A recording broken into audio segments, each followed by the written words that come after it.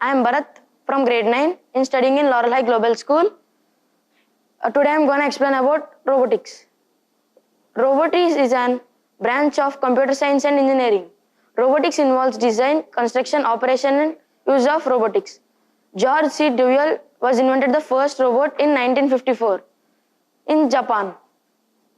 The uses of robot: serving food for the people, playing music, clean our house, and etc. These are the pictures of doing robots.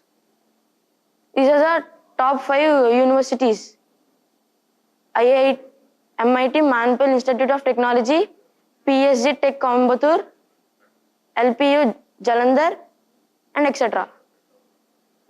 South Korea is the most robot countries. These are the rate of robotics. Advantages of robots: speed, perfection, happier employees, safety, job creation.